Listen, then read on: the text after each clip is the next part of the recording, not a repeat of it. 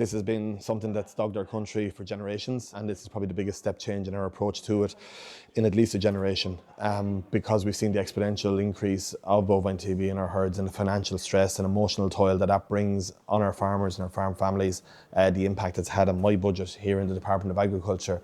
And I believe it is possible, looking at the latest science, working with all the key stakeholders across the industry, to change our approach to bovine TB as outlined today. So the new bovine TB action plan has 5 key measures with 30 actions detailed out of that we've gone through in extensive detail here today.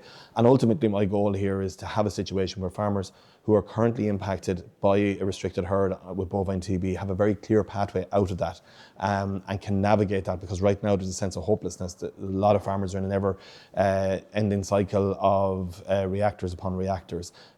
These measures will change how that plays out for them as they're implemented in the coming weeks and months.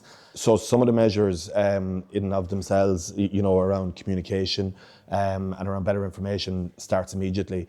There are some material interventions that do involve changes to our AIM system and to our computer system. We have to be really careful with any interventions there, because our animal health systems deal in real time with animal births and deaths, and any interventions we make sure there, we don't want to interfere with the important ongoing day-to-day role there. So that some of that will be phased in over the coming months.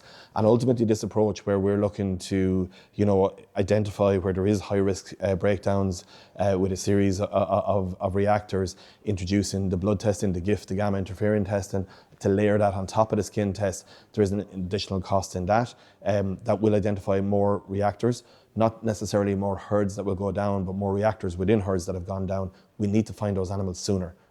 Too often, there's too many of those animals are going undetected, and they're seeding out into other herds, and they're spreading this exponentially. And that's why we've seen the really significant increase in recent years. So the proposals I'm announcing today does have a significant cost implication down the line, and I need to manage that within my budget. But obviously it's an ongoing part of my budget negotiations for next year as well, in my dealings with the Department of Finance and Department of Public Expenditure.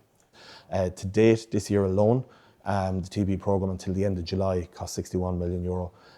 So the interventions I make now will lead to, in the short term, over the next year or two, an increase in the amount of reactors, which, when you consider compensation, different measures, will have a cost implication. But it absolutely is a wise investment to make, because ultimately, once we reach that point of stabilisation in the coming years, you then will see a significant drop and a downward trajectory and in the amount of instances of reactors. And in that space, we then can talk about eradication again.